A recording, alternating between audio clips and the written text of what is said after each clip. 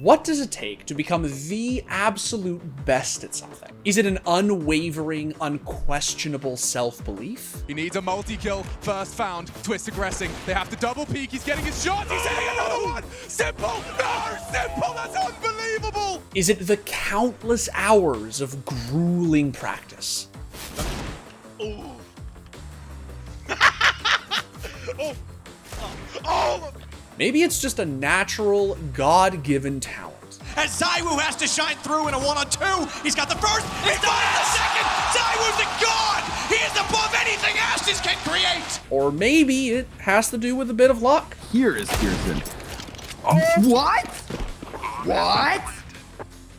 Jack in a Box pops up and takes Xantares out in the spawn with the flying deagle. Now, for most players, it's probably a combination of all of these things. But in the case of CSGO legend Dennis Edman, better known as Dennis, his specific talent remains a bit of a mystery. I just play the game and I'm good at the pistols, I don't know why. And throughout his long career as one of his game's most feared frugal skull shatterers, Dennis didn't need to explain much.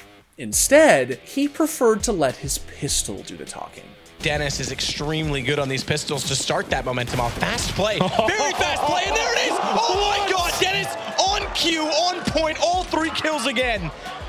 I'm done. Don't even buy guns. Just this guy could use a USB for the entire game, and I would be convinced, because G2 certainly has to be convinced it might be the ace to Dennis with an absolutely perfect round. But that legendary penchant for punishing challengers when his teams needed it most earned Dennis a cult-like status, one that saw him get branded by fans as CSGO's pistol god. One close B, dead. And B.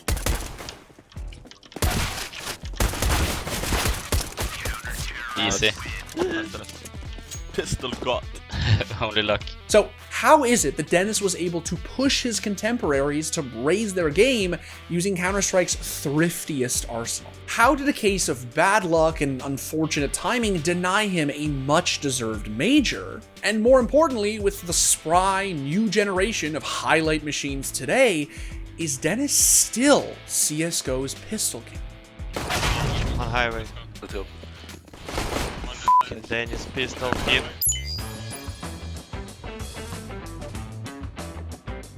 Alright, so before we get into the video, it is that time again where I shamelessly tell you to like the video, subscribe to our channel, and please, please, please turn on notifications. Because rest assured, we got some really cool offbeats coming down the pipeline.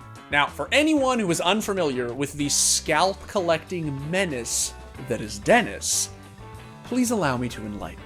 On the surface, he might look like your standard tatted up stoic Swedish killing machine. But the truth is, he can barely contain himself when it comes to clapping his opponents.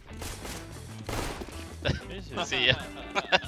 And while Dennis specializes in disrespecting his opposition on the server, he isn't shy of playfully throwing shade at even his teammates off of it. I just wanted to say that I'm much better than Olof. Ooh. Of course, that boundless confidence might explain the ridiculous highlights that Dennis has been able to create over the years, even though from time to time, it's also been known to backfire. Dennis, no way.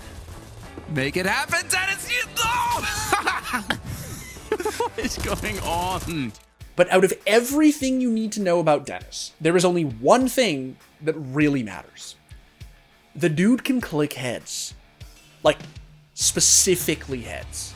They're probably not going to win the round anyway. And yeah, Dennis is even catching frags on the exit with the USP. 2 kills, dropping Coldzera and Bolt. An AWP drop and fallen. Dennis, we know he's the pistol master, but that was a little bit too much. So he has managed to escape all the way back. The one tap coming in, that's the bomb carry as well. Perfect flashbang, Kishimo stuck in the corner. But there are more T players coming in. But there are more headshots coming in from Dennis. Yeah, Olof Meister helping in as well. Dennis gets the reload in, and he gets the jumping headshot onto Kiyoshima, and then the long-range finish on Rain. So CTs are streaming in. Simple gives him a man advantage. JDM's going to contribute as well. Dennis and Flush are remaining. 2 packs coming in for them. It's all turning around now. Ellie's alone, going to get taken down. Dennis again doing monstrous damage for Fnatic. Like many of his Swedish compatriots, Dennis got his start in CS 1.6, where he played alongside a who's who of would-be Counter-Strike royalty. But it was when he made the jump to CSGO in 2012 that Dennis really started making a name for himself. There's the ult from JW, and Dennis gets a great double there, and the triple! Ace. Amazing from Dennis. Despite the obvious skill he had for the game, the early part of Dennis's CSGO career didn't yield the results and financial stability he was hoping for. And so, in 2014, he decided to walk away from Counter-Strike. In 2014, I took a year and a half away from Counter-Strike because like it wasn't giving me any money, pretty much. Like I had to get a job. When I was working, I didn't watch that much of Counter-Strike. I didn't really care about it that much. And then I spoke to Olaf, and he said like, yeah, like it's getting better. There's good salaries, and like you should come back. And so I did. With the promise of a more stable career, Dennis returned to CSGO with a roster that would eventually become G2 Esports. And despite his prolonged absence from the scene, it was clear that he had not missed a step. Dennis is up in CT Sky, lurking above. It's not a good position though. Oh, he's going to make noise on the ladder. Oh, great flick there. Gets the second one as well. Dennis is a machine. There's a third player. Oh my god, how on earth did he pull that one off? 11 HP left at the end of that. Amazing stuff from Dennis. But once again, Dennis found himself on a team that struggled to show up at the business end of bigger tournaments. So after G2 finished 3rd, 4th at DreamHack Open Cluj-Napoca, Dennis decided it was time to offer his services elsewhere. But he wasn't just looking for any roster. No, Dennis wanted to win titles. And in order to do just that, he linked up with the best team in the world at that time, Fnatic. Who's going to be able to put a stop to them? Because if Fnatic make it to the finals, Fnatic don't lose finals, Anders. Well, with Fnatic, Dennis had finally landed on a roster that wasn't just insanely talented, but one that had made a habit of winning on the game's biggest stages. And it was alongside the likes of Crims, JW, Flusha, and Olaf that Dennis was able to establish himself as one of CSGO's most exciting fraggers. Who stays patient with the AWP, and Fnatic, they'll go back onto the A site. They find another kill. It's Cajun B that goes down. They find a Vice. What a shot was that from Dennis as they walk around. Finally, Dupree gets the answer, but it's still going to be another bomb plant for Fnatic, and then a close game. The more economy you let slip away with a team like Fnatic, the more likely they're going to punish you for it. In the end, Dennis is going to force the issue. This is aggressive play. Oh my God. This is so aggressive play. Dennis catches him off. That's ungodly from Dennis. It was with Fnatic that Dennis finally began racking up silverware, with the team winning 6 LANs in a row leading up to MLG Columbus 2016. Most important thing is the major. We really want to win that one. But it was at that major that the Swedes' momentum came to a screeching halt. It's JW left. It's match point for Astralis. JW needs to clutch. We've seen it before. We need to see it again. He needs to play out of his skin for his team to survive here. But there's too many angles, too many Astralis players. 0-2 Fnatic go. Astralis move on. Fnatic's early exit from Columbus kicked off a string of further disappointing results. But in spite of the team's overall struggles, one thing people couldn't stop talking about was Dennis's unbelievable skill with pistols. I have some experience playing Dennis on pistol rounds in the past. When I was on Liquid, we played Fnatic on Kabul, and we were in like a 3v5 or something, and then Dennis kills all 5 of us. Now, make no mistake, Dennis was fully capable of fragging out with more than just a budget sidearm. But because he was so much better at using all varieties of them, the community began referring to him as the pistol god. Yeah, I mean, the other passive aspect of that is they know there's no one aggressively in but there it is. Nice shot. You mentioned it from Dennis. He's got 2, looking for a 3rd. He's going to find it as well, and Flush has chimed in with 1 more, making a double for him. That's why, Matt, one of the best pistol players on the planet. That was absolutely sick. I guess it's just been there this whole time. I haven't practiced it any more than other guns. And like a pistol round is super important, so... And it's the most fun round in the game, in my opinion. So I guess that's why I'm good with pistol. Not going to be a happy setup here. Dennis is going to do the best that he can, and this man with the pistol is absolutely insane. 3 headshots, and this is not going according to plan for VP. Finally, Pasha will find him. but the damage is done, and Dennis is insane on B site with the pistol. Count on him. Now, this might seem like a minor thing to get excited about, but the truth is, having a reliable pistol wielder on your roster can make a world of difference in close matches.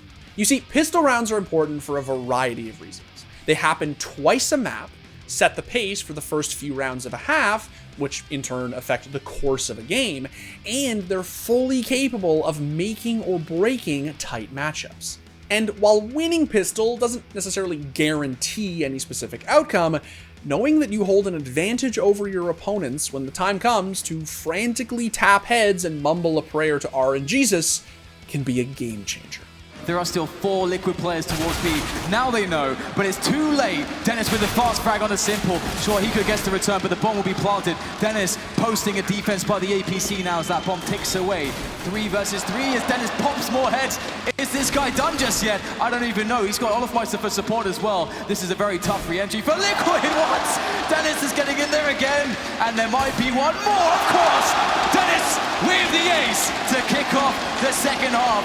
fnatic needed that, and Dennis delivered. But unfortunately for Dennis, despite having a standout year that saw him being named one of HLTV's top 20 players in the world, fnatic's struggles continued. And even though Dennis was still producing his moments of magic, does land, flashbang is in. What the hell is going on?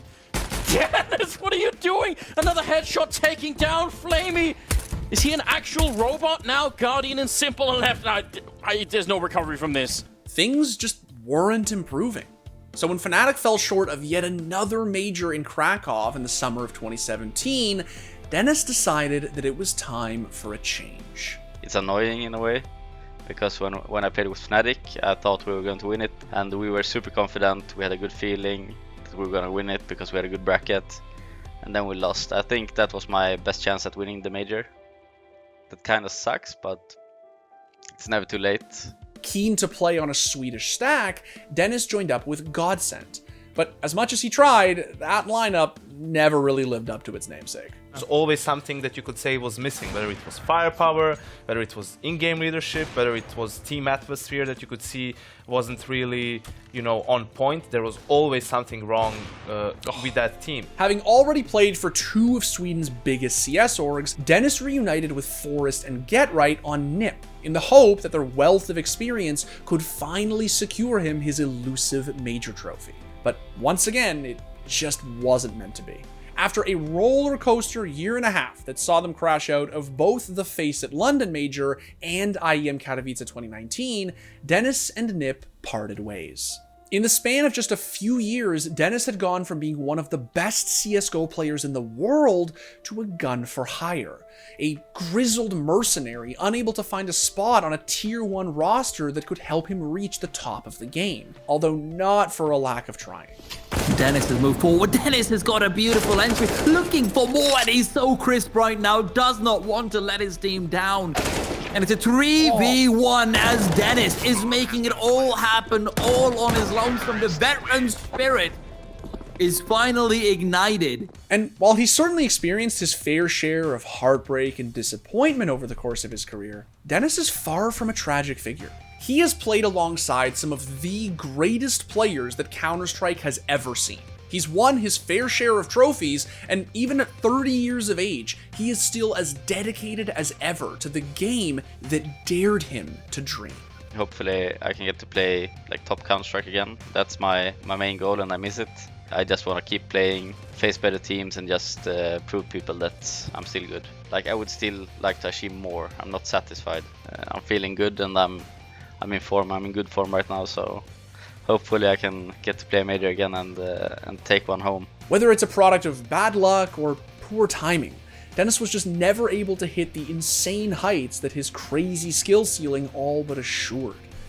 But the truth is, he's no worse off for it. He has built a legacy that hasn't just cemented his place in CSGO's rich and storied history, but a reputation that follows him no matter what game he's playing.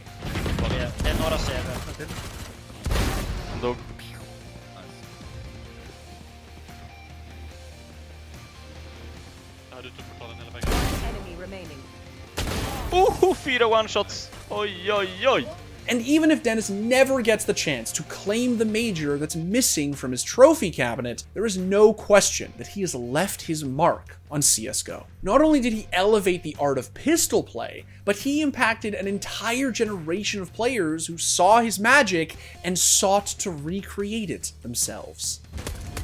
Good shooting. Oh, very clean shooting! Because at the end of the day, when you hang up your mouse for good and call it a career, it isn't the titles you won that fans are going to look back at and remember fondly.